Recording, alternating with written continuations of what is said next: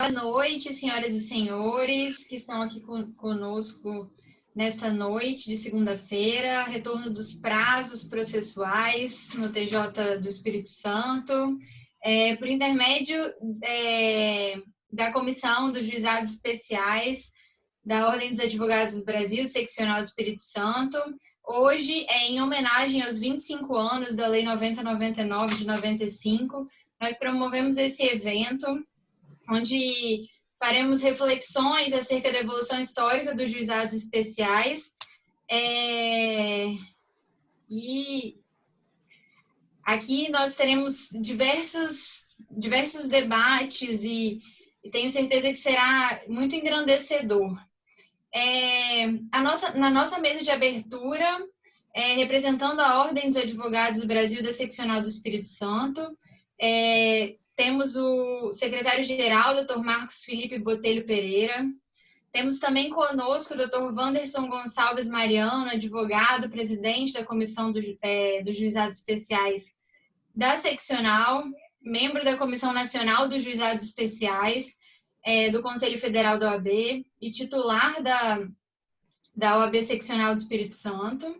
Temos também a doutora Vanessa Santos Lopes, advogada, presidente da Comissão dos Juizados Especiais do Conselho Federal da OAB e presidente da Comissão Estadual dos Juizados Especiais da OAB da Bahia, conselheira titular da OAB da Bahia. Além disso, representando a Escola Superior da Advocacia do Estado do Espírito Santo, o diretor da OAB TV e pós-graduação da OAB, da CESA, Dr. Vitor Massante Dias. E como palestrante, nós temos a honra de poder estar junto aqui nesse evento com o juiz de Direito do Tribunal de Justiça do Estado do Espírito Santo, membro da primeira turma recursal dos Juizados Especiais, mestre em Direito pela PUC de São Paulo e doutorando da Universidade de Lisboa, em Portugal, Dr. Carlos Magno Molan Lima. Nosso segundo palestrante é o Dr. Gilberto Bergani Vieira, advogado, professor universitário e presidente da Comissão dos Juizados Especiais da Subseção Colatina. E, por último, mas não menos importante, temos o Dr. Bruno Araújo, membro da Comissão dos Juizados Especiais e também advogado que nos abrilhanta aqui nesta noite. Eu sou Laís Cola, advogada, sou membro da Comissão dos Juizados Especiais e serei a mediadora desse evento. Então, superadas as apresentações, eu vou passar a palavra para o secretário-geral da OAB do Espírito Santo, Dr. Marcos Felipe Botelho Pereira, que fará a abertura do nosso evento.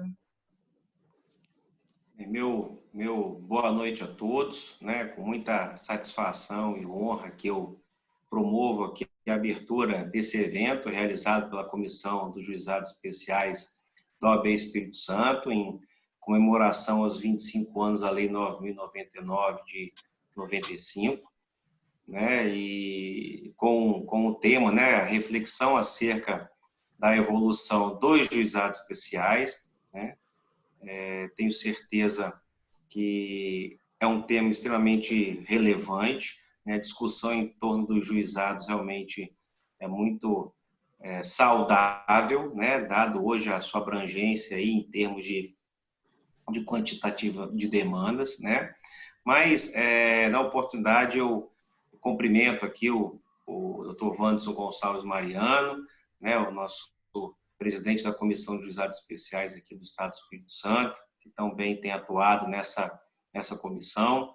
Temos a honra de receber aqui também a doutora Vanessa Lopes, que é nossa presidente da Comissão do Conselho Federal dos Juizados Especiais, aqui abrilhantando também esse evento.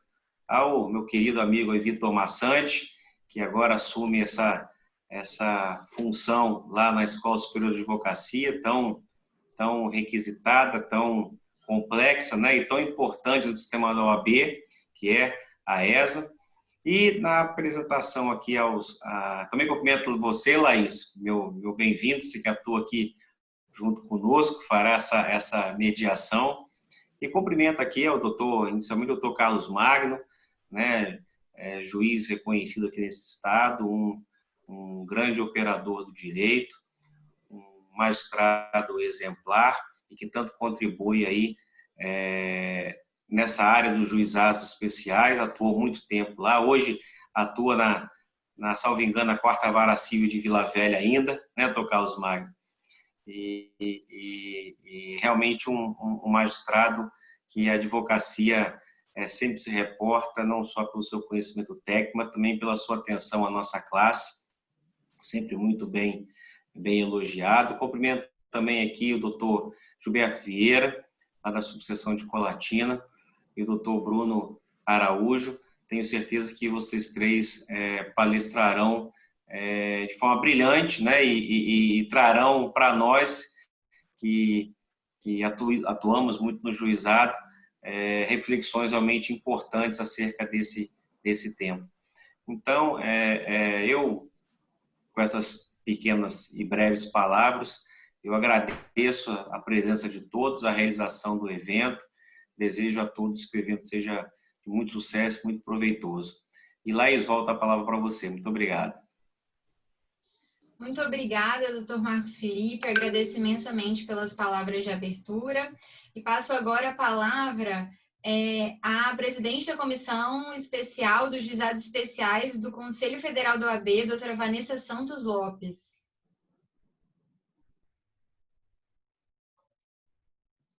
Boa noite a todos. É um prazer, uma honra estar aqui falando de um assunto que para mim é tão caro, que é juizados especiais, e queria inicialmente parabenizar a OAB Espírito Santo pela iniciativa. Precisamos falar, sim, dos 25 anos da lei, sob uma perspectiva de evolução histórica, sob uma perspectiva de reflexão e análise, até porque hoje, será que vivemos o objetivo ao qual a legislação fora criada? Esse é um grande questionamento que eu faço como presidente atual, né, da comissão, e diante dessa necessidade de refletir sobre se estamos realmente cumprindo o objetivo da lei, é que se faz tão importante eventos como esse. São eventos como esse que nós criamos brainstorms, e são eventos como esse que são surgidas ideias de mudanças de paradigma. Queria, então, nesse momento, parabenizar, doutor, em nome, né, no nome de doutor Wanderson Mariano e no nome de doutora Laís Cola Fernandes, que eu tenho certeza que a comissão dele não atua, não pode nada fazer sem a presença dos seus integrantes e dos membros que têm a sua participação de forma tão necessária e tão efetiva para que tudo possa acontecer.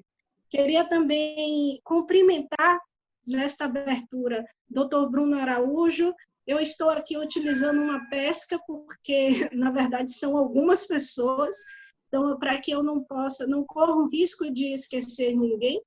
Dr. Bruno Araújo, Dr. Gilberto Vieira, Dr. Marcos Felipe, que fez essa abertura brilhante, Dr. Carlos Magno, quem eu tive a honra de fazer um debate. Quem está querendo aparecer aqui é o meu gato.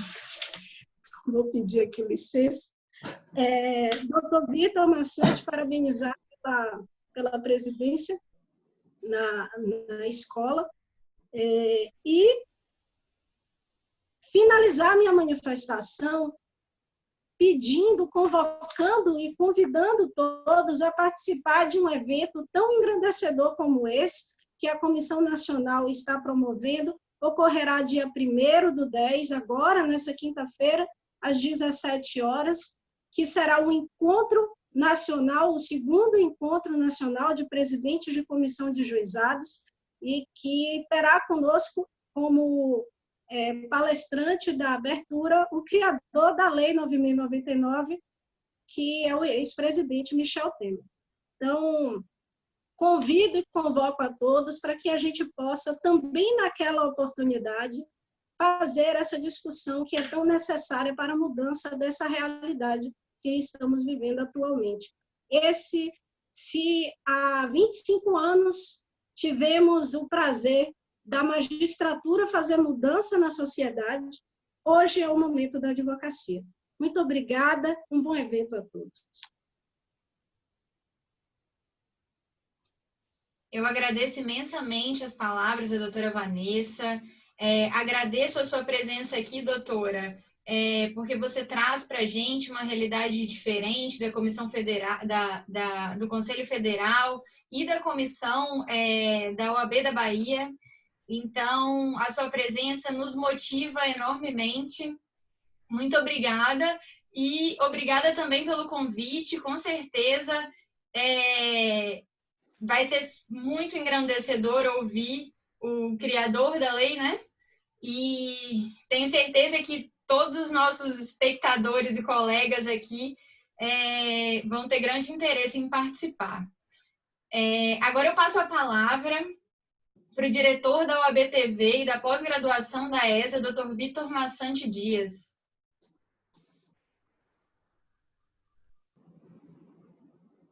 Boa noite a todos. Obrigado pela palavra, Laís. Gostaria de iniciar cumprimentando meu amigo Marcos Felipe Botelho, secretário-geral da OAB, que eu tenho uma grata satisfação de tê-lo como amigo.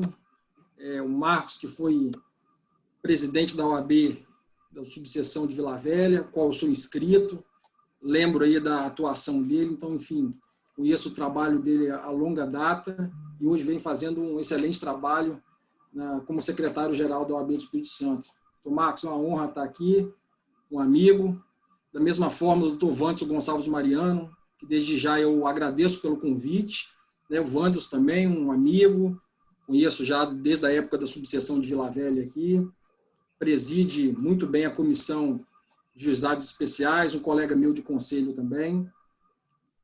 Parabenizo desde já também pela organização do evento, juntamente com a doutora Laís, que me fez gentilmente o convite. Parabenizo também pela condução dos trabalhos. Doutora Vanessa, eu já tive a oportunidade de participar de um evento da Comissão de Juizados Especiais.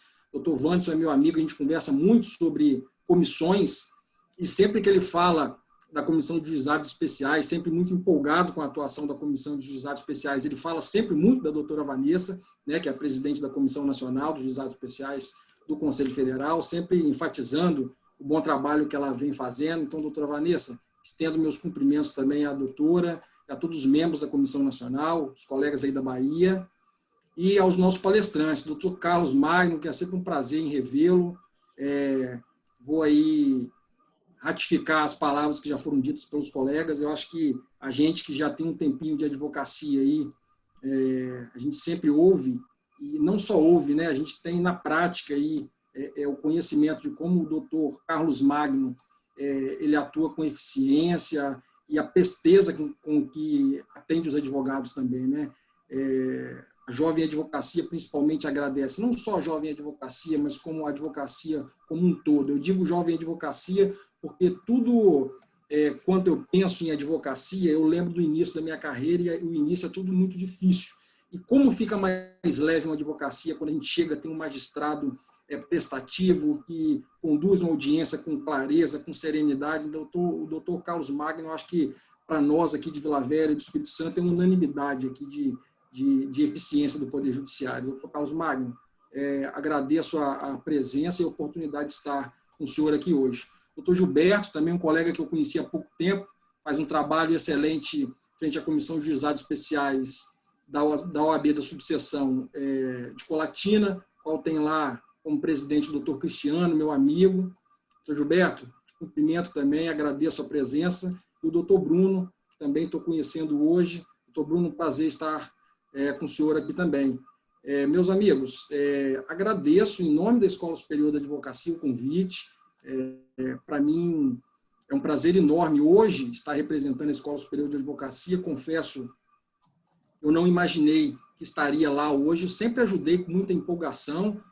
A academia, para mim, não vem de longa data, foi de um tempo para cá que eu mergulhei aí nesse objetivo, enfim, nesse sonho meu, e aos poucos as coisas foram acontecendo, e recentemente o doutor Vinícius, que é um grande amigo, que vinha fazendo um trabalho excelente frente à diretoria de pós-graduação, por motivos pessoais, de trabalho, achou por bem, né, se ausentar da escola, e então eu assumi essa árdua tarefa aí de substituí-lo, ou, como eu prefiro dizer, de dar continuidade ao trabalho dele, porque uma pessoa com a qualidade do Dr. Vinícius é difícil de substituir, né? Prefiro falar que eu venho aqui complementar e dar continuidade ao trabalho dele. Então, é com satisfação que eu ocupo essa cadeira lá hoje. Agradeço ao Dr. Wanderson o convite.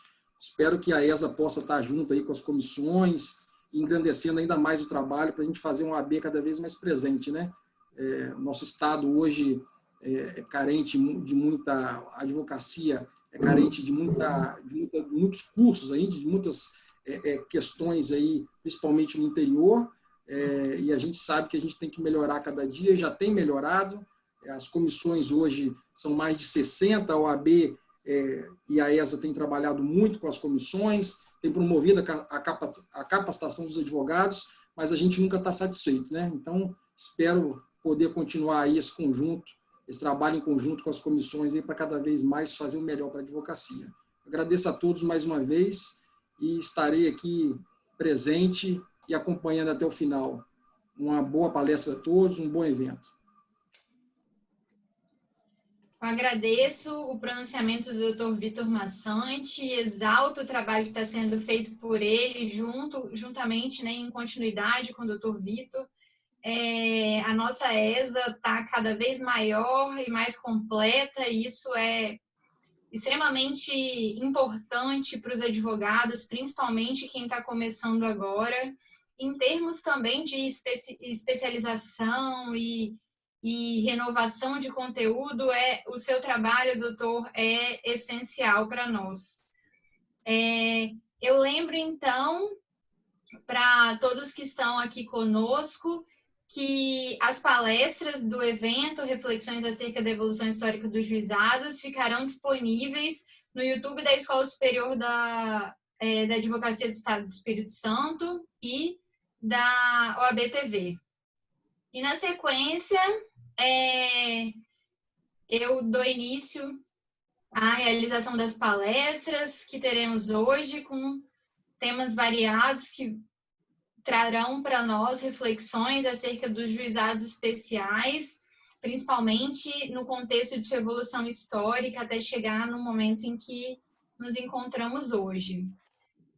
A primeira palestra vai ser ministrada pelo Dr. Gilberto Bergamini Vieira, advogado, professor universitário e presidente da Comissão dos Juizados Especiais da subseção de Colatina.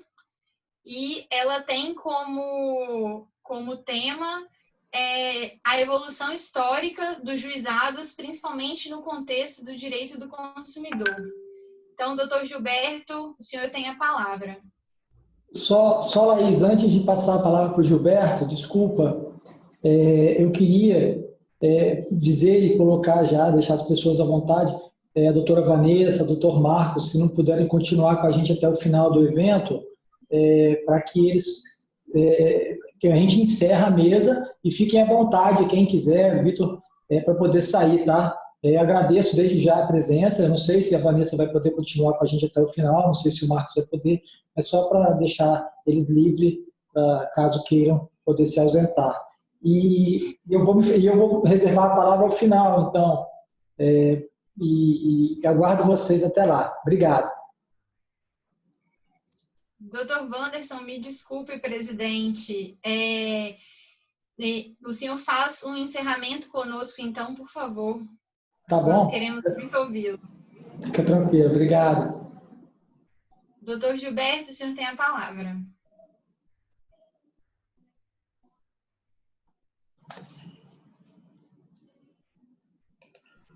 Boa noite a todos. Quero cumprimentar os presentes à mesa, doutor Wanderson, doutora Laís, doutor Marcos, doutor Bruno, doutor Carlos Magno, doutor Vitor. Obrigado pelas palavras de todos, doutora Vanessa, que nos honra em estar presente nesse evento da Comissão de Juizados, comemorando uma data tão importante para aqueles que prestigiam e vou mais além, são apaixonados pela Lei 9.099, pelo sistema dos juizados especiais. Antes de iniciar, vejo que o meu presidente Cristiano está presente, nos honrando com a sua presença e ressaltar a importância dele tanto para a nossa subseção, que é a maior subseção em termos de comarcas no Espírito Santo, como também sendo presidente do Colégio de Presidentes da Seccional. É muito importante o interior estar representado numa figura tão maravilhosa e não é porque é meu amigo, tão combatente na advocacia como o doutor Cristiano. Agradeço a oportunidade e a confiança que ele tem na nossa comissão da subseção, da primeira subseção, né, que está sediada em Colatina, mas é subseção de 9 comarcas aqui do interior do norte do estado, noroeste do estado, e agradeço muito a presença e o prestígio dele conosco. O tema de juizados especiais causou, por muito tempo, por muitos anos, um pouco de calafrios nos processualistas, né? Por muitos desses processualistas, principalmente os mais antigos, antes até dessa reforma do CPC, esse novo CPC de 2016, tratavam inicialmente o juizado especial como uma lei secundária. Ouvi dizer já nessa minha carreira de mais de 15 anos de advocacia, que se você não busca segurança jurídica, você procura os juizados. Ou ao contrário, se você procura os juizados especiais, você não pode querer uma segurança jurídica eficaz. A lei que vigora hoje, a Lei 9.099, né, de 95, que completou 25 anos no último sábado, ela foi precedida de uma lei que criou os juizados de pequenas causas, a 7244 de 1984, que começou a implantar o primeiro embrião da 9.099, desse sistema todos que a gente tem de juizados especiais. A Constituição Cidadã de 1988, é importante citar a Constituição Cidadã, porque é ela que começa a trazer uma série de direitos e deveres, mas principalmente direitos sociais ao cidadão. Ela trata no seu artigo 98 a criação desses juizados especiais como forma, como um instrumento importante de cidadania. Imaginem só, há 25 anos atrás, quando a Lei 9.099 foi criada, nós não tínhamos ainda uma abertura econômica tão grande, uma globalização tão grande. Em 88, ela, há 32 anos, ou seja, 7 anos antes, já se previu a criação desse instrumento de acesso à cidadania. Não vou dizer nem doutor Carlos Magno, que é acesso à justiça. A Lei 9.099, ela é inicialmente um acesso à justiça.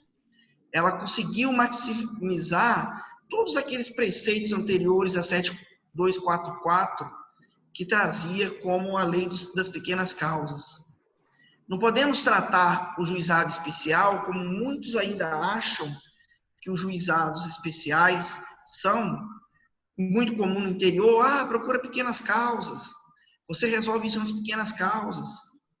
Pode ser pequenas causas em razão à simplicidade da demanda, eventualmente a um valor que você pretende no cunho patrimonial atingir, mas jamais é pequena causa quando você tem a amplitude do direito que ele é satisfeito. O direito, R$1 que seja, R$41.000 que seja o teto do juizado, é um direito. O cidadão ele tem o dever, a obrigação e o direito de buscar a satisfação do que ele acha que lhe é devido. E a Lei 9.099 trouxe esse acesso mais amplo. E trazendo esse acesso mais amplo, é um acesso, repito, à cidadania. o cidadão atingido na sua honra, vamos falar mais especificamente do Código de Defesa do Consumidor como um complemento à Lei 9.099, não um complemento que um depende do outro, que um anda com o outro. A existência de ambos se faz necessária para que essa cidadania de duas normas sociais sejam completamente satisfeitas. Mas a Lei 9.099, ela não traz só essa defesa do consumidor. Permitiu aquele pequeno comércio que buscasse receber débitos que outrora seriam praticamente perdidos, entre aspas, porque o acesso à justiça não seria completamente eficaz pelo alto custo que o judiciário tem. E me permita uma reflexão e até uma crítica ao judiciário estadual, que a gente vai tratar principalmente da 9.099, que é a raiz das outras normas, né, do Juizado Federal, também do Juizado da Fazendinha, ou da Fazenda Pública. E a Lei 9.099, ela traz uma força maior para o cidadão buscar a justiça, que outrora é muito cara. As justiças estaduais são muito caras.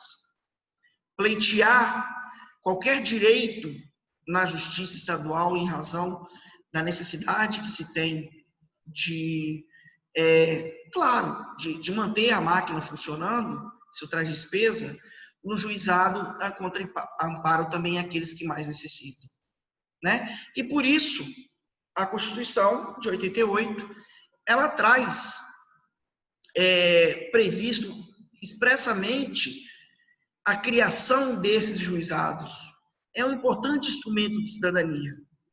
Doutor Vitor, eu, quando fiz o meu pré-projeto de mestrado, que seria mestrado em políticas públicas, eu ofereci como tema, e eu não continuei o mestrado porque a turma não abriu, que seria os juizados especiais e o Código de Defesa do Consumidor como instrumentos de políticas públicas.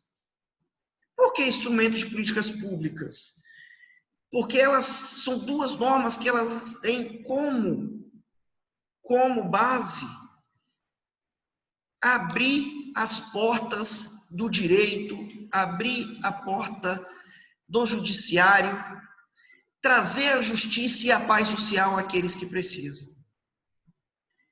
Então, essa criação da Lei 9.000, essa previsão da criação de juizados especiais e a criação da 9.099 trouxe para o Brasil, num código ainda já velho, de 1973, o Código de Processo Civil, uma flexibilização de normas muito rígidas, que, por ser muitas vezes assim, inibia ao cidadão a buscar a justiça. E a criação dos juizados especiais traz uma importante novidade para o nosso ordenamento jurídico, que é simplificar, trazer uma informalidade na busca sempre de um equilíbrio social, privilegiando sempre a transação, a possibilidade de conciliação. E para isso, se abre as portas, então, que o cidadão busque o acesso à justiça sem precisar, muitas vezes, de um advogado. Não que o advogado seja dispensável à administração da justiça. Não que se tirou o protagonismo da advocacia com a possibilidade da parte procurar o judiciário. Mas muitas vezes a parte não teria condições de contratar um advogado, ou até mesmo o advogado não teria interesse na causa em razão da pretensão econômica que ele tem. É natural, o advogado ele tem como sua profissão e como alimentos que receber os honorários. Mas imagine um pequeno comércio que precise buscar uma nota promissória, receber uma nota promissória de R$100. O advogado muitas vezes não tem interesse, mas para aquele comércio é importante os R$100. Digo muito isso porque há 15 anos atrás, há mais de 15 anos atrás, quando iniciei a minha carreira jurídica como bacharel em Direito e depois advogado, utilizei do juizado especial para poder fazer cobrança de comércio. O interior é muito comum, no interior é muito comum que os comerciantes ainda se valem de notas promissórias, de cheques, de notinhas brancas, certo? Então, ou seja, o juizado especial, ele começa a criar mecanismos e se tornar importante. Vamos ver lá na frente que muitas das suas normas trazidas pelo novo CPC. Hoje, o que o CPC traz que as partes têm que buscar meios de solução de conflitos, a Lei 9.099 já traz isso quando busca a conciliação. O Código de Defesa do Consumidor já traz isso quando trata do seu texto legal lá no artigo 9º, perdão, lá no artigo 5º, mas lá em 1990. A lei até anterior ao juizados especiais. Então, trazendo a criação dos juizados especiais, traz a possibilidade de um julgamento muitas vezes até justo. E aí, discordo daquela pessoa que me disse há anos atrás que o juizado não traz segurança jurídica. Pelo contrário. A informalidade, a oralidade, ela é capaz sim de trazer a segurança jurídica. Pode o magistrado, sendo o juiz togado, ou até mesmo o juiz leigo, doutor Carlos Magno, julgar segundo as suas convicções, trazendo a segurança jurídica. Observando num princípio informal, numa oralidade, buscando o melhor julgamento possível e mais justo. Certo? E o Código de Defesa do Consumidor entra nessa esfera, fortalecendo ainda mais o rito que o juizado especial traz. Por quê? Porque ele primeiro prevê lá no seu artigo 4º a criação no seu artigo 5º, inciso 4º, a criação de juizados especiais, inclusive de consumidor, como políticas fundamentais para manterem o equilíbrio nas relações de consumo. Veja só, a Constituição de 88 traz a possibilidade de criação de juizados especiais, a Lei 8.078, que é o Código de Defesa do Consumidor, complementa, e as duas hoje se tratam de ferramentas indispensáveis para o equilíbrio social. São duas normas sociais de grande relevância. Eu costumo dizer que a Lei 8.078/90 fala muito isso quando eu abro o ano letivo, o semestre letivo com meus alunos da Faculdade Castelo Branco, que muitos se enganam dizendo que a Lei 8.078 ela é protecionista ao consumidor. Eu acho também que ela protege o fornecedor, porque a criação da sua norma permite ao fornecedor criar mecanismos para que possa lucrar mais.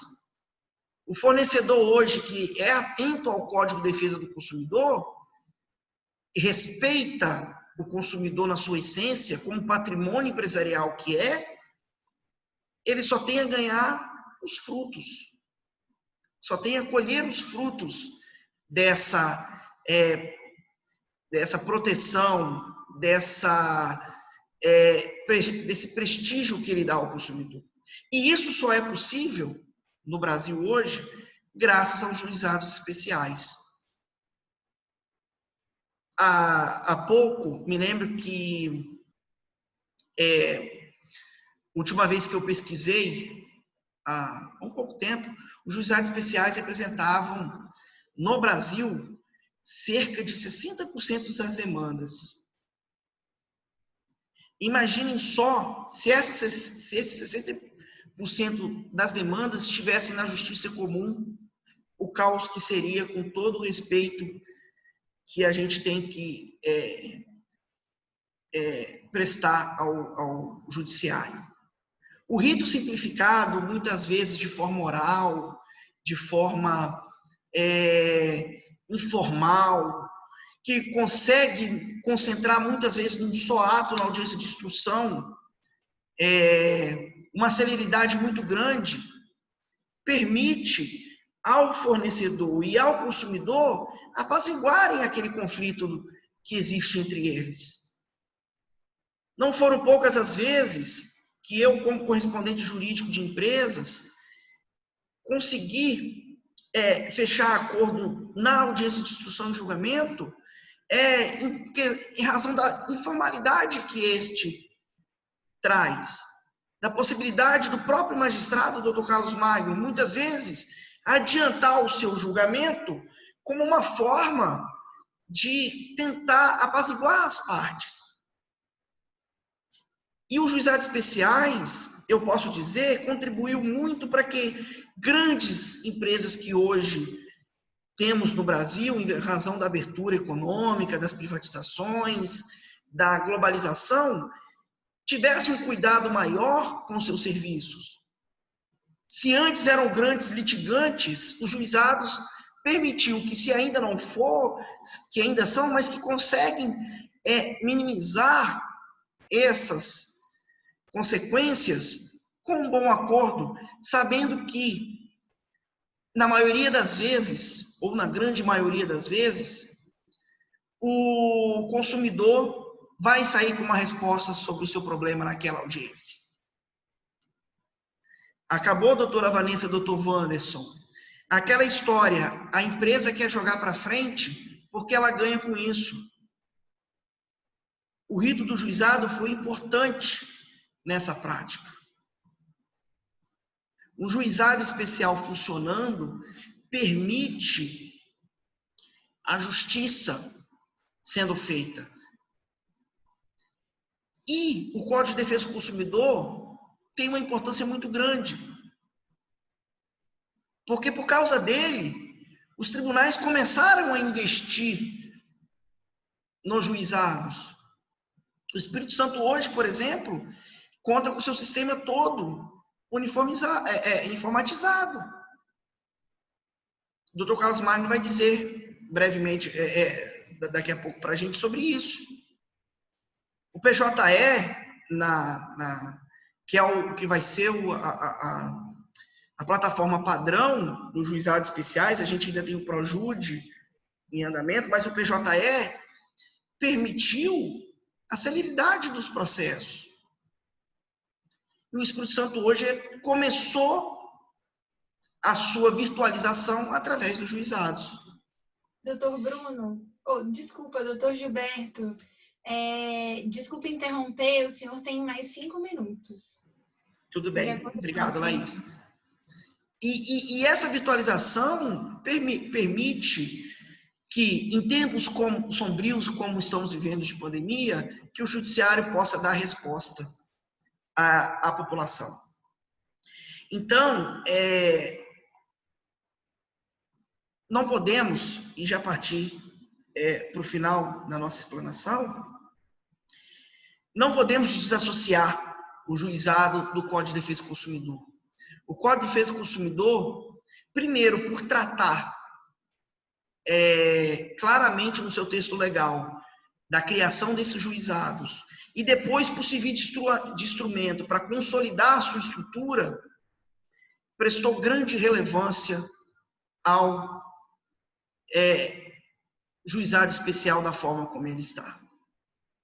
E os juizados especiais hoje, a gente está tratando dos 25 anos da Lei 9.099, formam um microsistema que permitiu até que a Justiça Federal pudesse julgar de forma mais célere, principalmente as questões previdenciárias de tanta importância para aqueles que tanto trabalharam pelo Brasil, desburocratizaram as ações contra o poder público, a Fazenda, pública quando se criou o Juizado Especial da Fazenda Pública, criando-se um microsistema.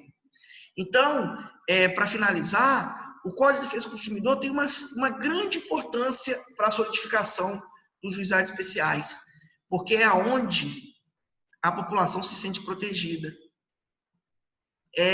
Se não fosse o Código de Defesa do Consumidor, não teríamos fenômenos de internet de defesa às leis consumeristas. Não teríamos produtos melhores. Se não fossem os juizados especiais para ampliar esse acesso à justiça, para dar condição ao cidadão de buscar os seus direitos, e até mesmo, doutor Wanderson, e até mesmo para a jovem advocacia ter um início à sua carreira. É onde ele vê a justiça sendo feita. Eu me despeço agradecendo mais uma vez o convite à subseção, a primeira subseção do Espírito Santo, sediada em Colatina, se sente bastante lisonjeada com a possibilidade da gente se fazer presente através desse evento. Aos que conhecem a nossa luta aqui, os juizados especiais de Colatina, não menosprezando aos demais, longe disso, são exemplos de celeridade. E uma reflexão tem que ser dita. Não podemos jamais deixar que os juizados especiais sejam um patinho feio do judiciário. Por mais que eles sejam volumosos de ações, que tenham um volume muito grande, e sabemos da necessidade que o judiciário tem em resolver as demandas, isso não pode ser feito de qualquer maneira. Os juizados especiais têm que ser tratados, sim, como grande protagonista do Poder Judiciário, porque ele é a porta de entrada da cidadania.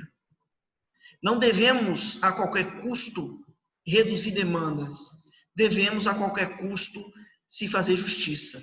Nem que, para isso, as ações têm que ser ajuizadas e processadas pelo juizado. Muito obrigado a todos.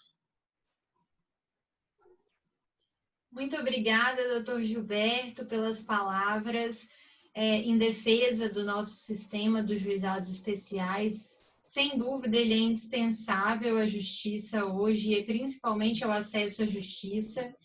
Muito bom ouvi-lo falando sobre isso. E dando continuidade, então, aos debates, às palestras, e ainda no contexto histórico dos juizados especiais, a nossa segunda palestra, com o tema Virtualização dos Atos Judiciais na Perspectiva do Poder Judiciário.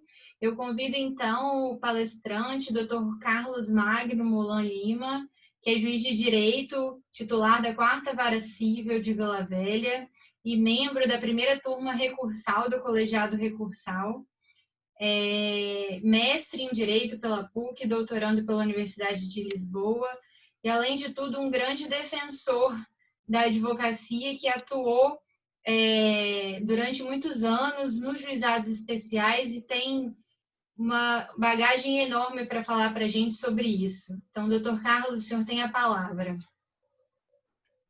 Mais uma vez, eu quero agradecer a oportunidade de estar aqui participando desse evento virtual com todos. Agradecer também as palavras elogiosas que foram a mim dirigidas.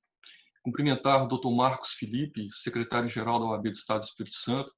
Cumprimentar também o Dr. Wanderson Mariano. Dr. Wanderson, ele é dessa comissão de juizados especiais, mas antes disso ele é meu amigo há muito tempo, uma pessoa muito querida.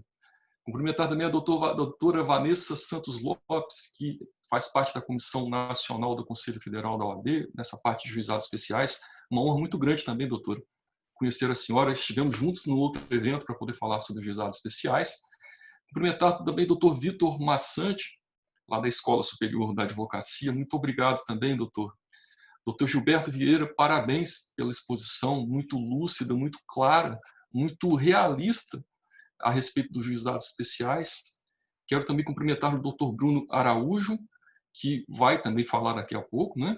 E a doutora Laís. Doutora Laís, eu tenho uma honra imensa de conhecer já há bastante tempo, inclusive ela trabalhou comigo lá na 4ª Vara Civil, e é uma pessoa brilhante, é uma pessoa que por onde passa, ilumina.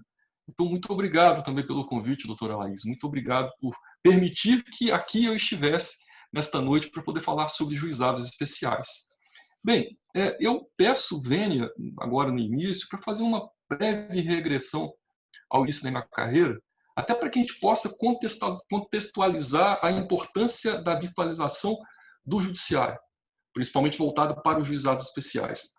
Me recordo quando eu ingressei na magistratura, há 22 anos, a minha primeira comarca foi a comarca de Linhares, e no primeiro dia eu tomei um choque, porque quando eu ingressei no gabinete não havia computador, a sala de audiências não tinha computador, e eu perguntei como que nós vamos fazer a audiência. E o escrevente me disse, eu faço com a máquina de escrever, você pode ficar tranquilo que eu digito tudo, eu datilografo tudo que o senhor ditar. Eu falei, meu Deus do céu, esse negócio não vai dar certo, né? Bem, e aí tivemos a primeira audiência e ele realmente datilografava muito rápido, quando errava era o digo, vírgula e tudo. E eu tinha muita dificuldade porque não havia computador, não havia impressora. Eu me recordo que meu pai me deu um notebook naquela época, que era uma coisa rara também, era muito difícil conseguir um notebook. Mas ele comprou um notebook, me deu de presente, e era um notebook que a memória dele, hoje em dia, qualquer calculadora, qualquer celular, qualquer equipamento tecnológico, certamente teria mais memória do que esse notebook que eu utilizava em 98. Mas era um notebook onde eu conseguia proferir as sentenças, onde as coisas fluíam, né? Tinha uma impressora matricial, vocês devem saber o que é isso, aquela impressora que faz aquele barulho que vai e que volta, que usa uma fita, né? Muito bem, mas essa era a nossa realidade. Veja bem, se você faz um paralelo daquele momento, 1998, uns 100 anos antes, a única diferença, talvez, da forma de exercer a jurisdição fosse a utilização de uma máquina de escrever. Porque, basicamente, nós utilizávamos o procedimento, um processo, uma forma de externar a jurisdição muito semelhante àquilo que nós fazíamos há 100 anos antes, à exceção da utilização de uma máquina de escrever. Isso no estado do Espírito Santo, na comarca de Linhares. E uma coisa interessante quando a gente faz essa análise histórica é justamente para poder entender que na década de 70 do século passado surge um novo momento, vou dizer, um movimento de desenvolvimento que é baseado em dois grandes pilares, que nós podemos chamar de inovação e de tecnologia. E é por isso que os tratados internacionais daquela época, eles passam a prever, de certa forma, a proteção de bens intelectuais como uma espécie de objetos do comércio internacional. Por exemplo, a tal da rodada do GATT. Para quem não sabe, o GATT é uma sigla que hoje em dia é semelhante à OMC. Naquela época era um acordo geral sobre tarifas e comércio. E veja, naquele momento eles dizem o seguinte, lá no Uruguai, numa dessas rodadas no Uruguai, a pretensão era a derrubada das barreiras geográficas por meio da internet. Lá em 89 surge então aquilo que nós conhecemos hoje por www, né? E aí em 93 é criado o primeiro browser, quer dizer, um navegador. É aí que a mágica da internet funciona. Em 96 surge então o Google. E a partir de 2010, olha como que é importante a importância da questão tecnológica. O G8 começa a tratar a internet como uma espécie de ativo crítico para o processo econômico. O progresso econômico depende da utilização de internet.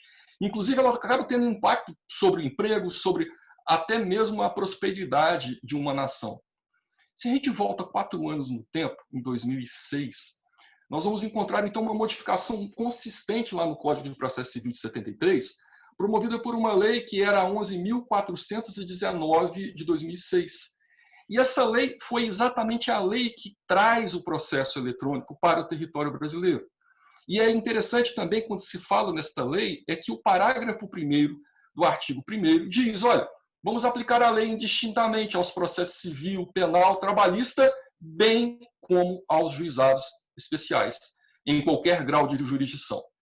Pega a lei depois, dá uma olhada, acho que vale a pena, porque você vai verificar que lá no capítulo 2 ela vai falar sobre comunicação eletrônica de atos processuais, depois no capítulo 3 sobre processo eletrônico, lá no capítulo 4 ela vai trazer disposições gerais, e lá nessas disposições gerais ela diz o seguinte, olha, os órgãos do Poder Judiciário devem utilizar preferencialmente programas com código aberto, acessíveis ininterruptamente por meio da rede mundial de computadores. Bem, por que eu estou falando tudo isso?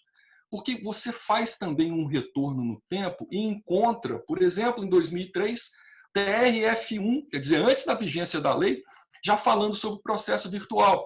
E eu me lembro de um lema do TRF1 dessa época, quer dizer, o Espírito Santo nem imaginava em processo virtual. O lema era o seguinte, olha, justiça, processo virtual, justiça real. Quer dizer, isso em 2003, há 17 anos. Né? Depois a gente também avança um pouco no tempo e começa a ver que agora, nesse exato instante onde nós estamos, a gente começa a encontrar, por exemplo, na China, diversos tribunais trabalhando, inclusive, com inteligência artificial.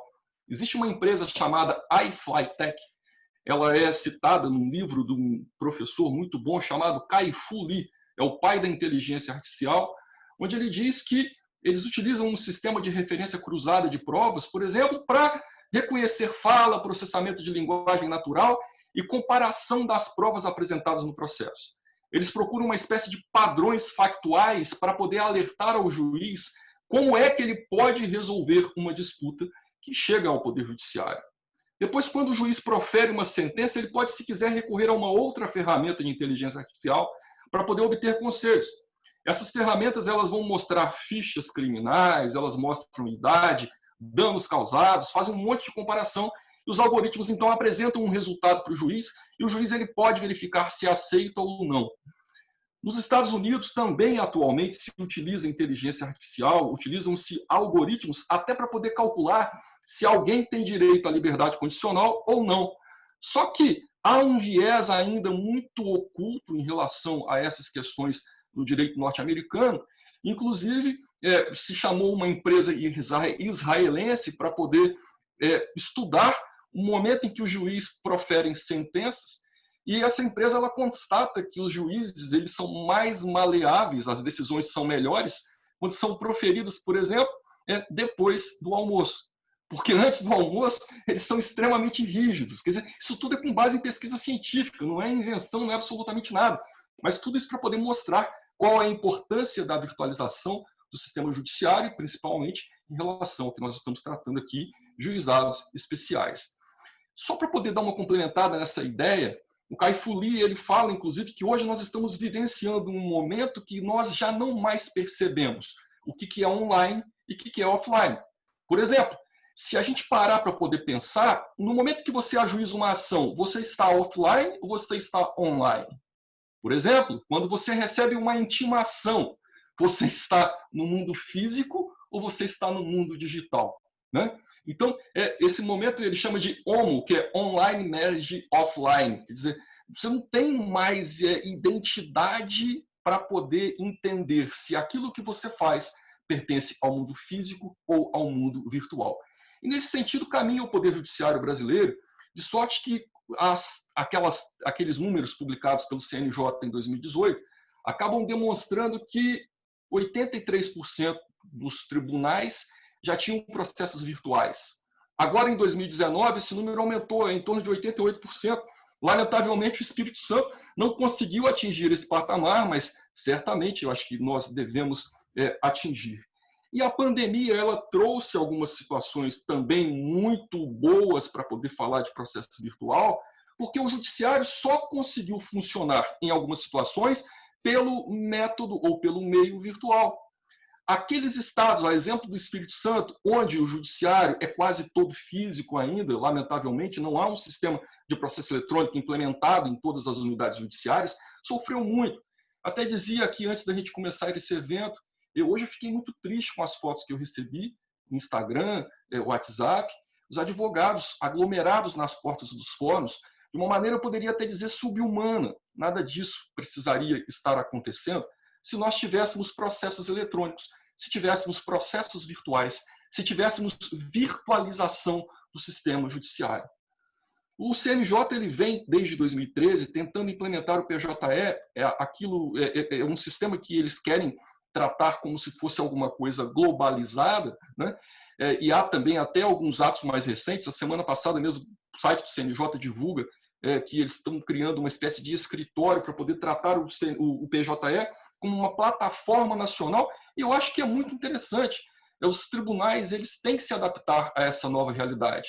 Quando a gente analisa números, você vai verificar que o Estado do Rio de Janeiro agora, em 2020, a partir de 16 de março, quase 300 mil sentenças já foram proferidas, nesse momento de pandemia, quer dizer, tudo isso por sistema virtual. Nós também temos um marco deste ano, que é a 13.994, que permite que a conciliação possa ser feita por videoconferência no âmbito dos juizados especiais, né? Agora, qual é a situação que penso que deveríamos tratar em relação à questão da virtualização? Veja, nós aqui no Espírito Santo, como eu já disse, precisamos avançar, nós precisamos implementar processos virtuais, e acredito que esses sistemas já estejam disponíveis agora na virada do ano, pelo menos é aquilo que nós ouvimos dizer. Mas há um ano, talvez um pouco mais do que isso, numa reunião, eu disse a alguns colegas, olha, que tal se fizéssemos sessões virtuais nas turmas recursais? Mas eu notei que havia uma resistência da própria magistratura. A magistratura dizia, olha, haverá resistência por parte da OAB. Muito pelo contrário.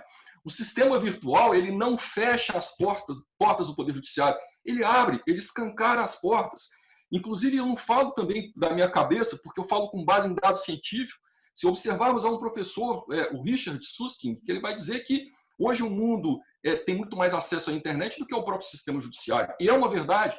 Basta verificar a quantidade de telefones celulares no Brasil, muitos deles com conexão à internet. Então é muito mais fácil conectar à internet do que acessar o Poder Judiciário. E a pandemia mostra exatamente isso. Olha, eu posso falar das turmas recursais. Veja, agora nós vamos realizar a 11ª sessão virtual das turmas recursais. Nós já julgamos nessas sessões seguramente uns 2.500 processos. Essas sessões, hoje em dia, elas são acompanhadas por diversos advogados e nós temos uma média de 60 sustentações orais, coisa que não acontecia no mundo real, no mundo analógico. No mundo analógico, muitas vezes, a gente tinha 15, 18 sustentações orais. De vez em quando, nós temos advogados fazendo sustentações orais de Goiânia, de São Paulo, de outros estados, aquilo que seria inviável no momento analógico, porque teríamos que se deslocar, gastar uma quantia pecuniária muito grande, de deslocamento, alimentação, hospedagem, tempo perdido, e tudo isso, de certa forma, acaba sendo superado pela virtualização. Eu poderia até citar para vocês um exemplo também que eu acho fantástico aqui no estado, né? Falei dos aspectos ruins, mas eu acho que tem que falar dos aspectos bons, a respeito do 4º Juizado Especial Civil de Cariacica, o doutor Adriano. O doutor Adriano, ele construiu um blog, esse blog está disponível para quem quiser acessar, tem lá uma página no Instagram para poder falar sobre o acesso ao 4º Juizado Especial Civil. Quem dera se todos os juízes fizessem a mesma coisa, porque eu penso que, nesse momento, principalmente de pandemia, o importante é que o judiciário vá ao encontro do povo, não que o judiciário feche as portas para que o advogado fique lá em filas quilométricas, aglomerados, se sujeitando a uma série de situações totalmente desnecessárias. Avançando ainda em relação à questão da informatização dos procedimentos judiciários, da virtualização dos processos judiciais, da realização de audiências, sessões de julgamento por videoconferência, movimentos de conciliação, de mediação, tudo isso é enfatizado neste momento de pandemia, quando nós começamos a entender que a virtualização é um caminho sem volta. Nós precisamos utilizar dessa nova justiça. Agora, algo precisa ser dito também publicamente, e aqui eu não tenho nenhum tipo de reserva no que vou dizer. É necessário, inicialmente, que haja padronização de procedimentos. Não dá mais para cada unidade judiciária tratar de 9.099 de acordo com o seu entendimento pessoal. Não podemos agir dessa forma. Parece que, quando você vai ao juizado do norte do Espírito Santo, há uma 9.099, em determinadas regiões aqui da Grande Vitória, a 9.099 é outra, se você vai para o sul do estado, a 9.099 é totalmente diversa. E veja, tenho certeza que os senhores sabem do que estou dizendo, quer dizer, parece que o juiz ele cria uma 9.099 própria, passando inclusive por cima da norma procedimental, talvez amparado naquele postulado inicial de informalidade. Mas informalidade não é ausência de forma. informalidade não serve para poder burlar o sistema, talvez para poder satisfazer interesse pessoal. Então, o primeiro ponto é padronização de procedimentos. Outro ponto, padronização de sistemas. Não é possível, no judiciário do século XXI, uma quantidade infindável de sistemas onde o advogado ele tem que ter vários logins, o advogado ele tem que ter tokens, o advogado ele tem que ter um Java desatualizado, porque senão ele não acessa um determinado sistema judiciário. Isso tem que acabar. E há uma proposta muito recente do ministro Luiz Fux, agora lá à frente do CNJ, no sentido de regulamentar. Ora, a plataforma moderniza o judiciário, que moderniza o judiciário, que moderniza, que permite a virtualização, é PJE.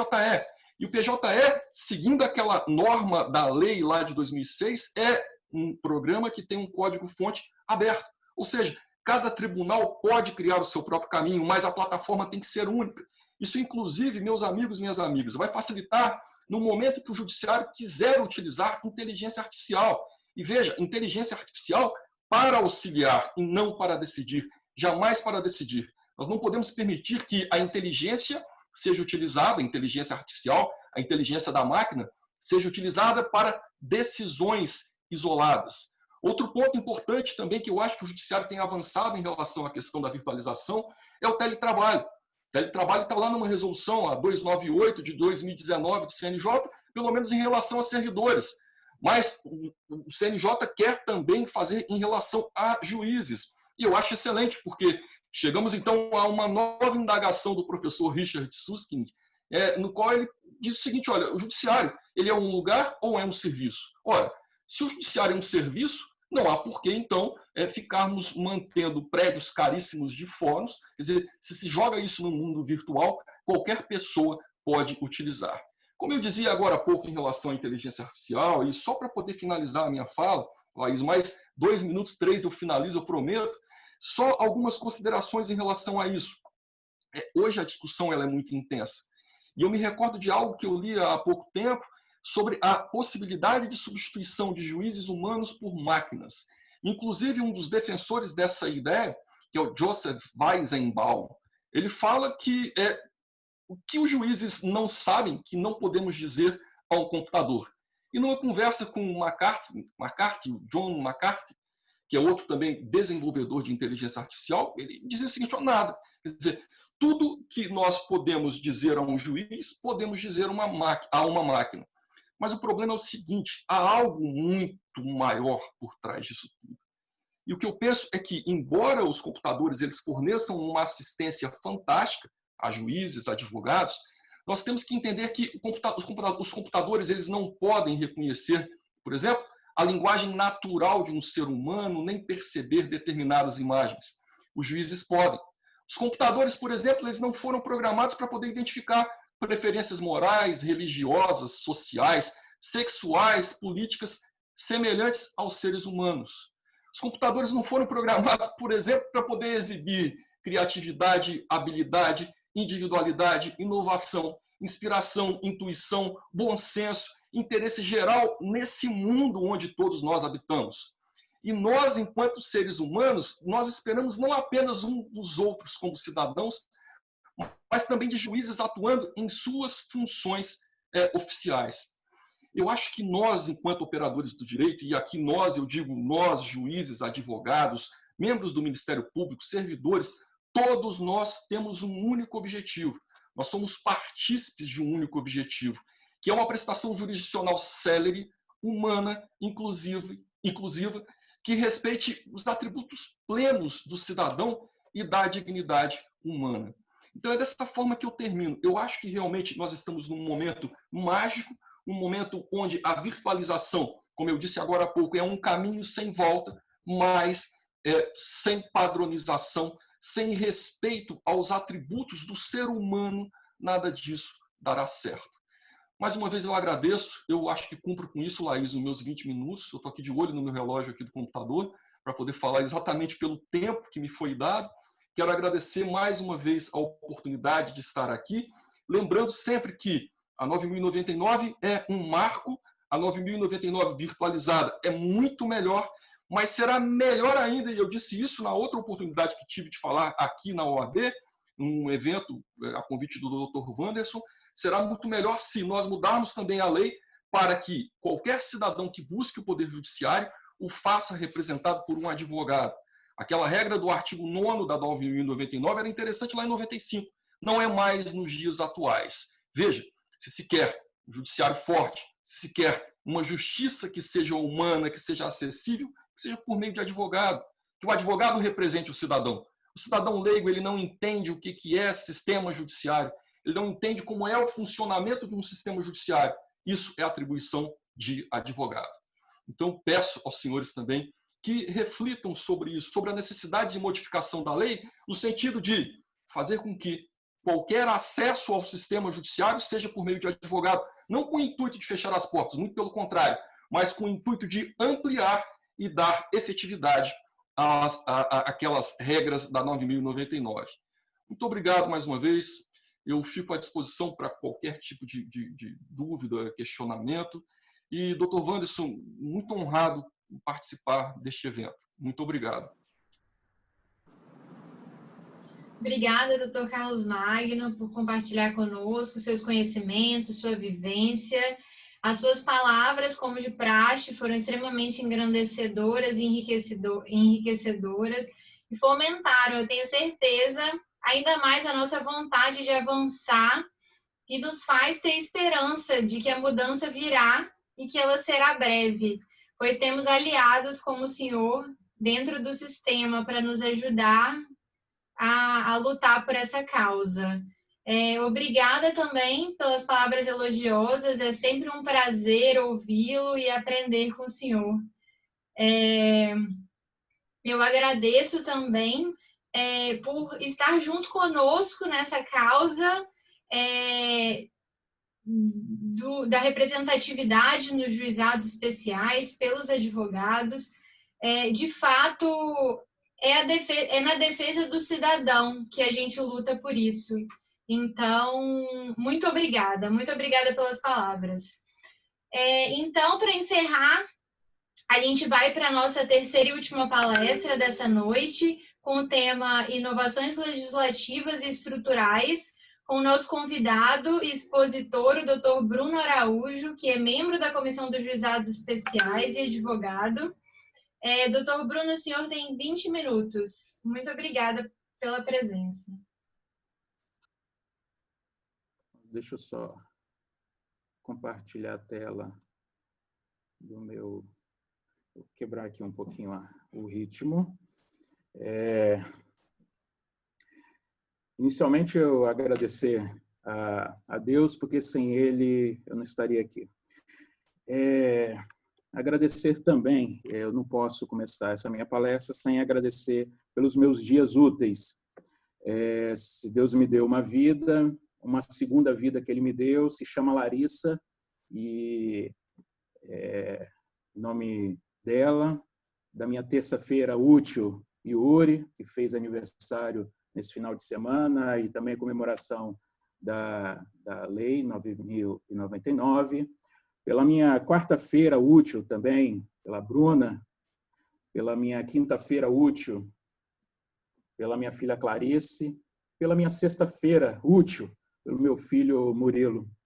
E nessa quase uma semana, pela minha esposa, nesse domingo, né, representando o domingo, que é o sol da minha vida, né, mais Sunday. E eu posso ter o sábado, que na maioria das vezes é meio útil. Então, agradecer aqui ao Dr. Marcos Felipe e ao Dr. Vitor Massante, representando aí a OAB do Estado do Espírito Santo, e dizer e agradecer como advogado pela democratização da Ordem dos Advogados do Brasil, Seção Espírito Santo. Então, já é uma marca dessa diretoria. Agradecer a presença do Conselho Federal da Ordem dos Advogados do Brasil, na pessoa da doutora Vanessa, em que, repetindo o evento que teve federal, está aqui nos prestigiando no evento estadual. Agradecer também à doutora Laís pela dedicação, aquilo que o sexo masculino não tem, né? O feminino tem todo o cuidado, organizando esse evento, que não é fácil fazer uma organização, ainda que seja online. E, em nome da doutora Laís, eu quero mencionar, não dá para dizer o nome de todos, os 30 membros da comissão do Juizados Especiais, que é presidida pelo nosso doutor presidente Wanderson. E aqui um agradecimento especial ao doutor Wanderson pela perspectiva que ele teve em dentro da comissão, nós fazendo um trabalho de essa pesquisa legislativa da evolução, e ao analisar o nosso trabalho, ele solicitou que fizesse uma explanação para a advocacia. Então, eu agradeço ao presidente por essa visão, e eu digo, se a Lei 9.099 tem uma personificação, se seria uma pessoa nesse momento, eu digo que o doutor Mariano, que tem conduzido essa comissão com a simplicidade, buscando sempre o acordo, e então, assim, os meus sinceros agradecimentos e honrado por participar dessa comissão. O doutor Gilberto, que me antecedeu, fazendo esse comparativo com o Código de Defesa do Consumidor, e muito, como foi dito, o dia a dia da advocacia, aquela atividade em que o legislador muitas das vezes não tem, que é atrás de um computador, sentado numa sala, não tem o dia a dia de uma pessoa que vai humilde a um fórum buscar justiça, que seja R$1, mas é o direito que ela tem de buscar justiça, e isso a gente não pode negar. Ao doutor Carlos Magno, um magistrado excelente, brilhante, e até parabenizá-lo pelo prêmio no concurso dos artigos científicos pela Associação dos Magistrados Brasileiros, com essa temática da inteligência artificial, que nos trouxe uma visão do futuro, do que a gente, desde aquele filme lá de Volta para o Futuro, o Dr. Carlos Magno nos traz essa apresentação, essa questão do futuro do judiciário. E aí, corroborando com o que ele diz, doutor Carlos, não tem como substituir o magistrado, principalmente porque falta à máquina aquilo que Vossa Excelência tem, o coração. Então, o senhor é bem respeitado, o senhor é conhecido pela sua humildade com que o senhor tem e trata não só a advocacia, mas todos aqueles que trabalham e têm a honra de conviver com Vossa Excelência. Deixa eu ver.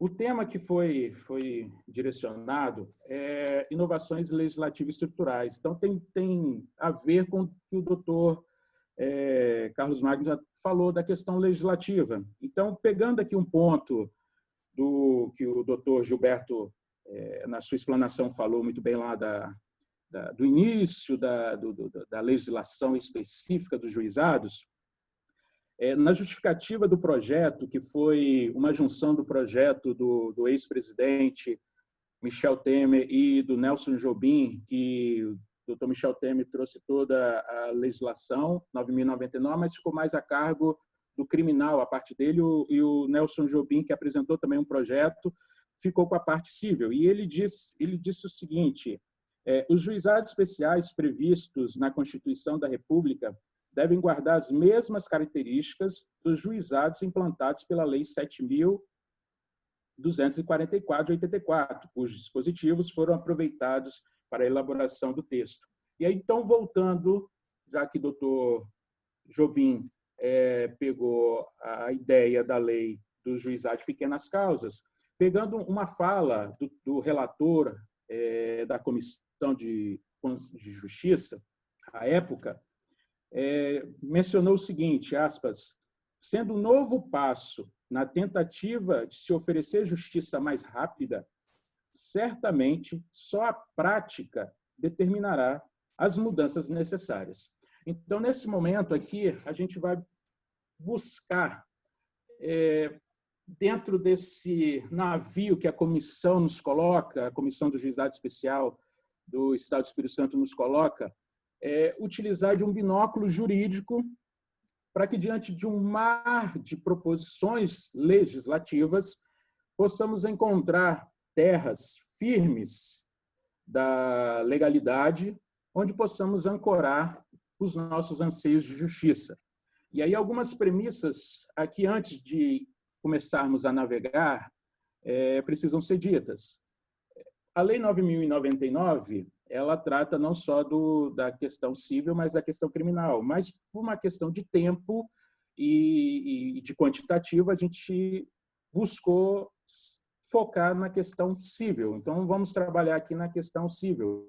Um outro ponto importante aqui é que, dentro do âmbito de pesquisa no Congresso Nacional, gira em torno de mais de 500 projetos de lei. Então, não tem como nós analisarmos tudo. Então, vamos ter que fatiar aqui e apresentar só aqueles que tenham um interesse direto à advocacia. Esse é o foco. Mas e a parte? Bom, entendo eu, os colegas entendem, como foi muito bem dito nas palestras anteriores, um país não é fortemente protegido se não tiver um exército forte. Um médico, ele não pode cuidar da forma mais ampla possível o seu paciente se ele não tiver os recursos. Então, a parte ela não tem como conseguir uma melhor justiça se ela não tiver as armas para lidar diante de um litígio. E uma das armas, sem dúvida nenhuma, é o advogado, que nós sabemos, nós que militamos, já não é fácil lidar com a legislação.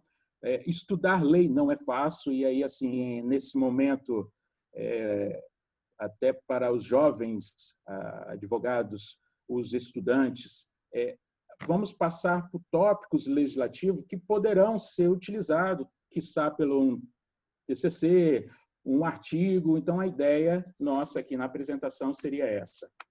E aí, partindo já para um primeiro tópico, e aí esse tópico já entramos no vespeiro, porque vamos tratar aqui a entrada, as portas de entrada dos juizados. E para entrar nos juizados, eu tenho um requisito, que é o valor da causa. E aí esse valor da causa, hoje, atualmente, você tem um teto de 40 salários mínimos, sendo a participação do advogado facultativa abaixo de 20 salários. E aí o que eu quero apresentar nesse tópico?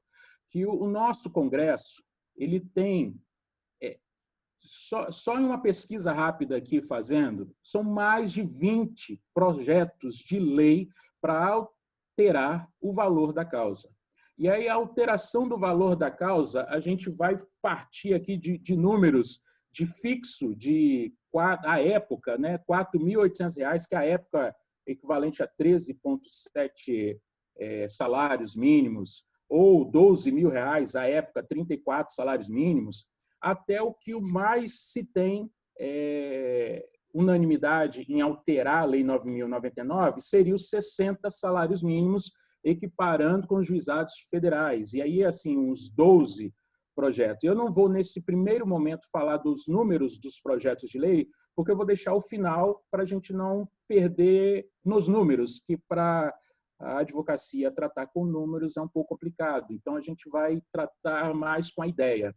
Então, a gente parte desses 60, que seria um meio termo, a gente tem projetos para 80 salários mínimos, projeto para aumentar a entrada para 100 salários mínimos, projeto para 120 salários mínimos. E o topo, o maior que encontramos aqui, 200 salários mínimos. E aí, já nesse primeiro momento, aqui nesse primeiro tópico, a gente já tem um inseticida, que a própria Comissão de Constituição e Justiça já sinalizou, que negou. E aí, nesse momento, porque eu falo de um projeto que, com a negativa da comissão, não seria mais prudente passar um projeto que é o que vai alterar a lei? Eu acredito que, nesse primeiro momento, a gente tem essa ideia desse número de entrada, porque, sim, várias tentativas de mudar. E aí o argumento principal para que não passe essa questão é que, se eu aumentar para 200 salários mínimos, o quantitativo hoje que eu tenho de entrada no judiciário vai aumentar absurdamente. Então, antes de acontecer este evento, eu teria que fazer um evento anterior, que seria estruturar o Poder Judiciário.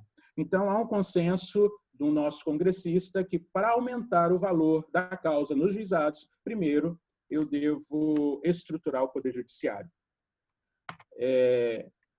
Caminhando na nossa explanação, como a Lei 9.099, data lá do Windows 95, por exemplo, que quem utilizou Windows 3.11 para o Windows 95 foi uma mudança tremenda. Então, a Lei 9.099 de 95, tinha meus 15 anos de idade, ainda nem sonhava em ser advogado. Foi uma mudança também um salto alto na questão de acesso ao judiciário. Então, o sucesso do judiciário o seu próprio virou própria vítima do seu próprio sucesso o juizado, a lei do juizado.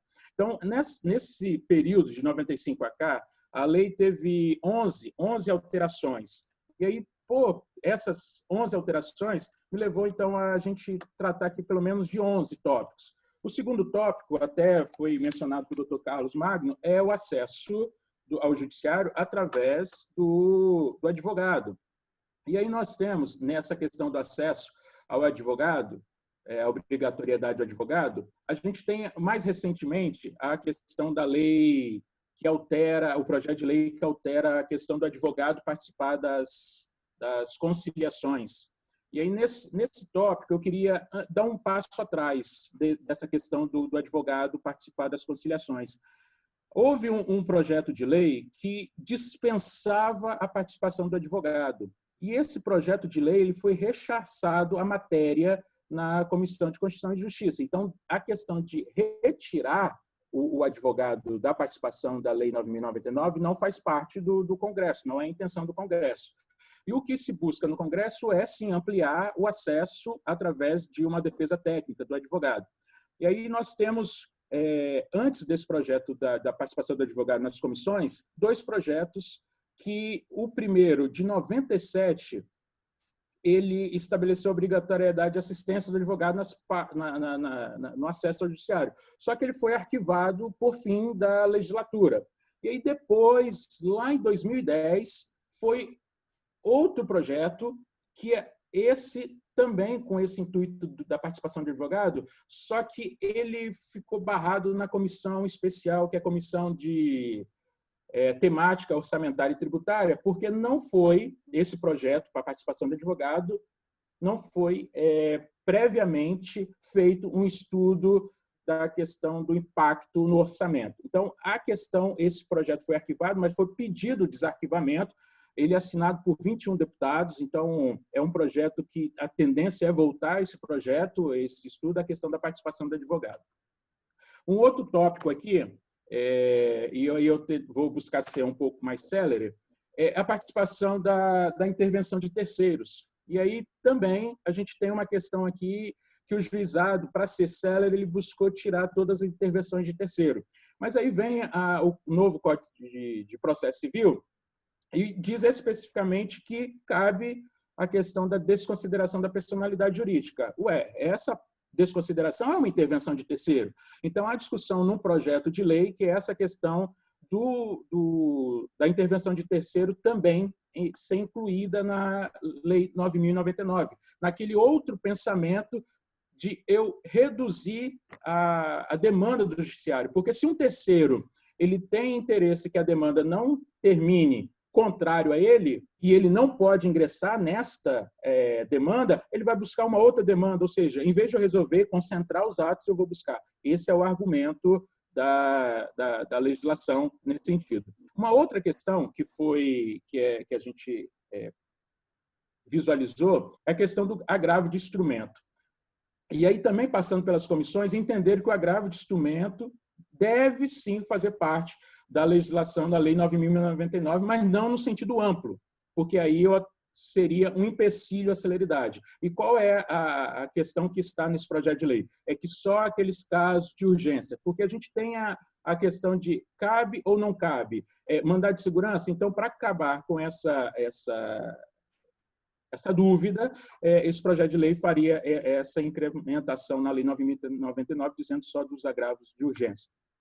Uma outra questão da alteração seria as custas processuais. E esse aqui, percebe-se que o judiciário está caminhando para que sim tenha as custas processuais, lógico, respeitando aqueles que tenham direito à gratuidade de justiça.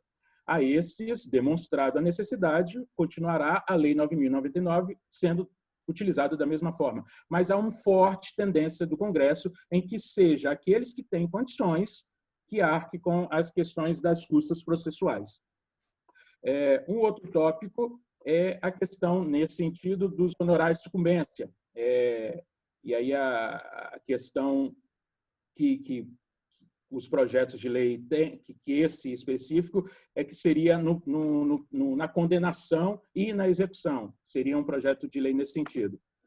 Um tópico aqui que eu coloco agora Laís, eu tenho 2 minutos e eu vou tentar aqui finalizar, né, nesse período.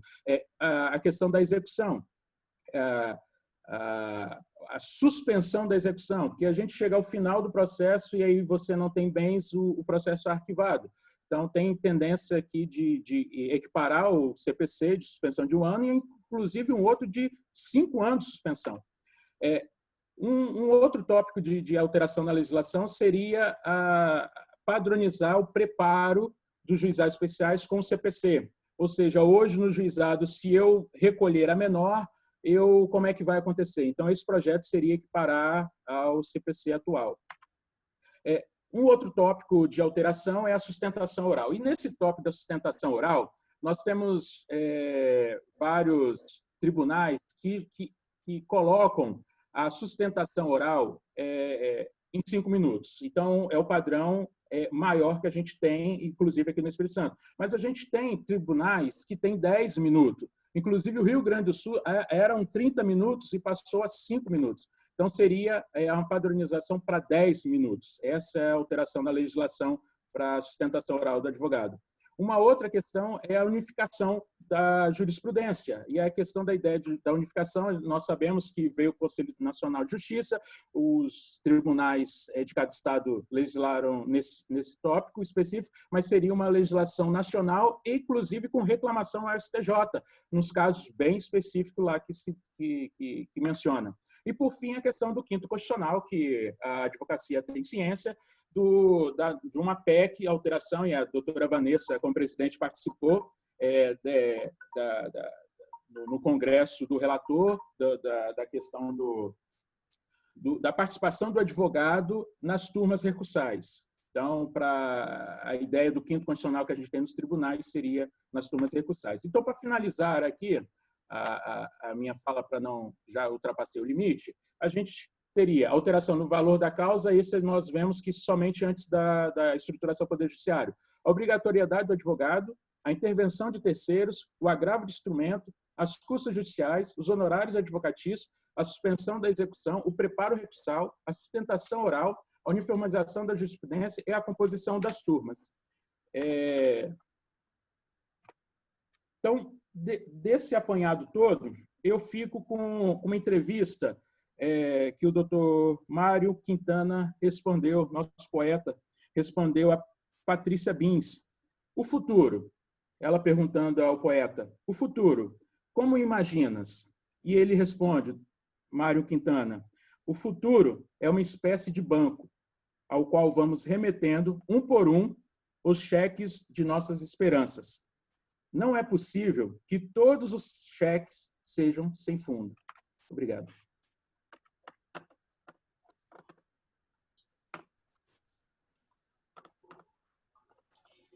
Eu agradeço imensamente ao Dr. Bruno pela colaboração.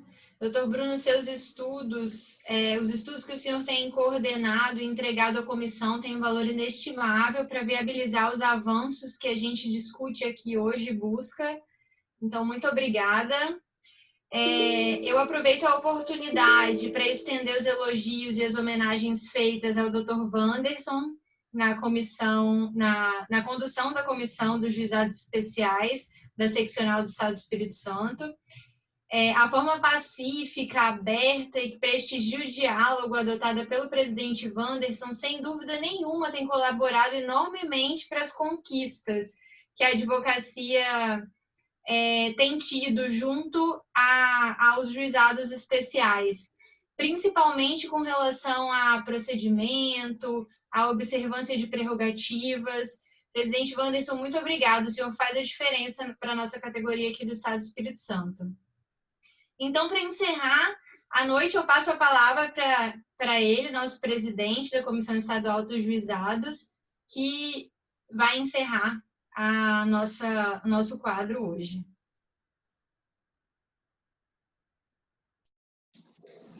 Primeiro, eu queria agradecer, fico lisonjeado e emocionado com as palavras a mim dirigidas por todo mundo. Eu tinha programado para conversar, né? Trazer essa conversa um pouquinho antes, mas eu acho que foi na hora certa, Laís, aqui no final, assim, para poder ouvir de forma atenta todo mundo que hoje, de forma brilhante, passou aqui nesse evento. Eu queria, inicialmente, cumprimentar a todo mundo que está aqui comigo hoje, o Dr. Marcos Felipe, que fez a abertura do evento, secretário-geral da OAB Espírito Santo, o Dr. Vitor Massante, que é diretor da Escola Superior de Advocacia, agradecer os colegas da comissão que estão até agora participando também do evento, como eu vejo o nome deles lá no hall de participantes, né? E também, em especial, agradecer aos participantes, aos palestrantes aqui, o Dr. Carlos Magno, que é um amigo de longa data, que tenho o prazer de poder conhecer e também assistir às palestras dele. Dr. Gilberto, hoje, que agradeço a presença, foi a primeira palestra que eu tive a oportunidade de poder ouvir e fico muito feliz em saber que a gente pode contar lá na comissão com uma pessoa da sua capacidade. Da mesma forma, eu falo do Bruno, é uma grata surpresa para mim hoje, essas inovações legislativas, a gente fica querendo saber, e hoje você trouxe aqui para a gente de forma muito precisa o que o mundo dos juizados pode vir a ser modificado, o que está sendo pensado lá no Congresso Nacional. E eu não poderia deixar de falar também da minha amiga Vanessa Lopes, que eu assim considero já, pelo todo o apoio que ela me dá lá na Comissão Nacional de Juizados Especiais do Conselho Federal, e a forma também que ela, de forma bem dinâmica, inclusive, ela conduz a comissão que tem esse intuito. É uma alegria imensa poder participar desse evento de 25 anos de comemoração da Lei dos Juizados Especiais, na condição de presidente da Comissão de Juizados Especiais aqui do OAB Espírito Santo. Eu queria também falar que sem os membros dessa comissão isso não aconteceria. Aqui hoje temos a doutora Laís, que de forma muito brilhante e singular conduziu esse evento. Esse primeiro evento da comissão de forma virtual. Os outros dois palestrantes, o Bruno e o Gilberto, também são da nossa comissão. Juizados especiais, para quem milita na área, sabe da importância. A gente percebe que muitos advogados, principalmente de advogados de carreira, e eu posso dizer aqui por experiência própria, que eu já tive também a honra de ser presidente dessa comissão, mas isso já tem mais de 10 anos. Então, os juizados especiais, os juizados são a porta de entrada, são as portas de entrada para a advocacia. Muitos dos nossos colegas advogados, principalmente aqueles início de carreira, atuam em sede de juizados especiais. Se eu não me recordo, mas eu acredito que foi o Gilberto que falou do enorme número de volume de demandas. Ontem eu estava fazendo uma pesquisa no CNJ e vi que em 2009 foram mais de 7 milhões de conflitos que chegaram ao judiciário por meio dos juizados especiais. 35% dos processos que tramitam na justiça são por meio dos juizados especiais. E por isso que faz dele muito importante. Os juizados especiais, durante 25 anos, eles se transformaram para melhor, eu acredito. Hoje, temos a virtualização, que nem o Dr. Carlos falou, que já é uma realidade. O Gilberto disse aí que no Espírito Santo temos 100% das unidades judiciais já com o sistema do PJE implementado, que é uma revolução, e não esquecendo que ainda, claro, existe o ProJude. Mas, assim, eu não quero tomar o tempo de vocês, eu quero agradecer e fazer alguns convites também. O primeiro deles, assim, reforçar, é o que foi feito pela doutora Vanessa Lopes, para que participem também do evento da Comissão Nacional de Juizados Especiais, quinta-feira agora, vai ter início às 17 horas. Teremos como palestrante que vai conduzir a palestra magna do Dr. Michel Temer, e como disse o Bruno, foi o autor da parte criminal da Lei de 9.099. Quero fazer também um convite a vocês que não participam ainda da Comissão de Juizados Especiais, possam participar. Eu sempre, na forma de conduzir, busco ser o mais democrático possível, e vocês participando vão perceber o quão é importante, quão é bom contribuir para a nossa classe, e assim, de forma muito... que eu garanto para vocês todos que você ganha mais do que você perde, podendo ceder um pouco do seu tempo para poder ajudar o próximo. Eu tenho visto muito nesses tempos de pandemia as pessoas escrevendo que a gente sempre ganha quando a gente ajuda e quando a gente tenta colaborar com o nosso colega, principalmente nesse mundo da advocacia. Então, participe lá com a gente. Fica esse convite. Por enquanto, nossas reuniões são virtuais, em razão da pandemia, mas eu espero poder, em breve, que elas sejam também presenciais, porque eu acho que essa troca de calor humano é sempre muito importante. Muito obrigado. Desde já eu queria fazer também meu último convite. Amanhã teremos o segundo dia do nosso evento, em comemoração à Lei 9.099, os 25 anos dessa lei, e teremos como expositores do dia de amanhã a doutora Suelen Mendes, o doutor José Carlos Madaloso, que é meu colega também, vice-presidente da Comissão Nacional de Juizados Especiais, lá do estado do Paraná. E para também abrilhantar a noite de amanhã, teremos o doutor...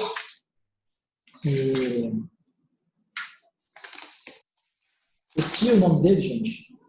Doutor Alexandre Flecha. Isso, Alexandre Flecha, que ainda não conheço pessoalmente, mas sei, e do colega Pedro Menezes, da Comissão do Rio de Janeiro, presidente da comissão, que ele é um consultor e muito amigo de todos lá da Comissão do Estado do Rio de Janeiro. Agradeço desde já a presença de todos vocês e desde já desejo uma boa noite. Eu vou voltar a palavra à doutora Laís para fazer as considerações finais e depois eu encerro o evento. Muito obrigado. Bem, eu faço minhas as palavras do presidente Wanderson, agradecendo a participação de todos. E, para finalizar, eu deixo aberto o microfone para que os nossos convidados e os nossos palestrantes possam fazer ponderações de encerramento. Então, fiquem à vontade, doutor Vitor Massante, doutora Vanessa, doutor Carlos, doutor Gilberto, doutor Bruno. Se quiserem fazer considerações finais, esse é o momento. Muito obrigada. Mais uma vez, quero agradecer pela oportunidade de estar aqui. É muita honra participar desse evento ao lado de pessoas tão importantes, da doutora Vanessa, doutor Vitor, doutor Wanderson, doutor Bruno, doutor Gilberto, doutora Laís. Foi uma noite de muito aprendizado para mim. Gostei muito, doutor Bruno, das considerações que o senhor fez também sobre a questão dos projetos, né, de alteração da lei. O doutor Gilberto também trouxe muita informação importante. Então, muito obrigado. Para mim foi muito positivo este momento. Muito obrigado. Nós que agradecemos, doutor Carlos. Doutora Vanessa. Bem, apenas para ratificar, né, o meu agradecimento de participar dessa noite, muito embora minha câmera estivesse desligada, eu estava atenta e assim, foram considerações que me fizeram fazer reflexões muito importantes e relevantes para, inclusive, serem postas em discussão no nosso próximo evento do dia 1º, no Encontro de Presidentes. É sempre muito bom participar de eventos porque nós aprendemos e precisamos, eu havia postado na minha rede social, que para que a gente possa mudar, aprimorar, melhorar, a gente precisa conhecer. E queria só enfatizar que as considerações de Dr. Gilberto, Dr. Carlos e Dr. Bruno foram de suma importância para a gente pensar em mais um ponto de reflexão. E, sem dúvida, Dr. Bruno, convido a todos, em especial Dr. Bruno, para que possa, inclusive, levar esse trabalho de listagem dos projetos em trâmite para que possa ser apresentado para a classe. Nós fizemos isso na comissão, nós relacionamos todos os projetos de lei que estão em tramitação de relevância e de alteração significativa do juizado, e é sempre importante a gente falar sobre isso, porque são mudanças da estrutura que podem aprimorar, que podem trazer resultados, ou que podem simplesmente ordinarizar o nosso sistema. Então, precisamos refletir sobre. Muito obrigada, Wanderson. Em seu nome, em nome de Laís, muito obrigada pelo convite. É sempre um prazer estar. Eu gostaria agora de um convite pessoal para conhecer o Espírito Santo, já que não conheço ainda, e tenho excelentes referências do lugar. E diferente do judiciário, para mim, o Espírito Santo é um lugar, então eu quero conhecê-lo. E é excelente evento, parabéns a todos. Obrigada, doutora Vanessa, e nós esperamos a senhora assim que a pandemia permitir. Eu quero agradecer também, Laís, doutor Wanderson, doutor Carlos, doutor Bruno, doutor Vitor, doutora Vanessa, principalmente. Doutora Vanessa, a subseção de Colatina é a primeira subseção da OAB do Espírito Santo, é a maior do interior do estado em termos de comarcas. E esse evento traduz esse novo pensamento da gestão da presidência do Dr. Wanderson, interiorizar também a nossa advocacia, porque o Colatina, apesar de estar a 130 quilômetros da capital, um estado pequeno, por muitas vezes ela não tem tido o reflexo na importância da advocacia que ela tem. É a primeira, como eu disse para a senhora, em 16 ou 17, né? Salvo me engano, 18 subseções que o Espírito Santo tem, 18, né? E acredito eu que esse pioneirismo que a Comissão de Juizados da Seccional em nos permitir falar em nome da advocacia, uma visão do interior, é muito importante, como o Dr. Carlos Magno disse, o interior também advoga.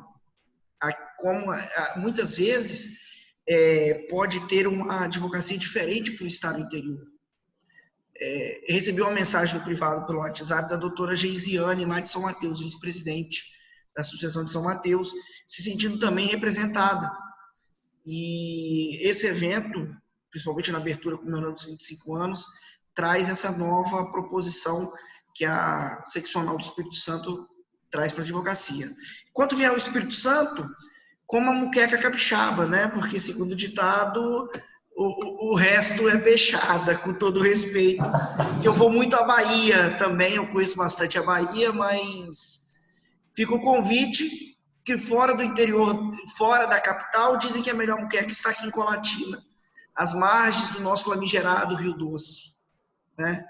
Um abraço a todos. Queria agradecer por fazer parte desse seleto grupo nessa noite e aos que nos ouviram, tiveram a disponibilidade do tempo.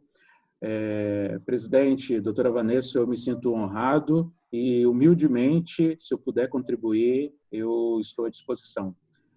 Um abraço a todos e boa noite. Vitor.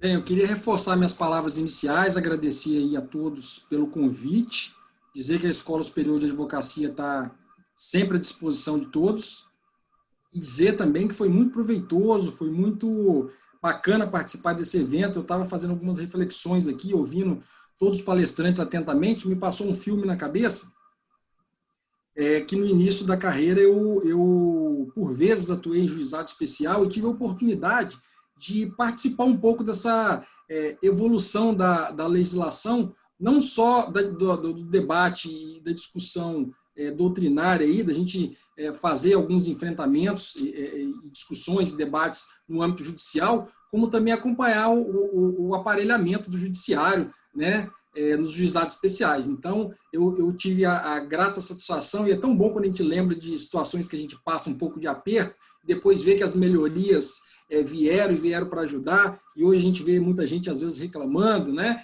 e que não tiveram a oportunidade de passar por o que a gente passou. Então, eu lembro que eu cheguei a advogar na época em que os juizados especiais eram todos de papel, a gente fazia as petições, os protocolos. Eu lembro que, quando veio a notícia de que os juizados seriam eletrônicos, foi meio que um susto. Depois, a grata satisfação e a facilidade da gente começar a advogar nos juizados especiais. Passei por aquela fase que fazia petição no escritório, ia lá no fórum com um pendrive na mão para protocolar, né, a petição. A gente assinava a última folha, imprimia, escaneava a última folha, aquilo ali era assinatura eletrônica, né?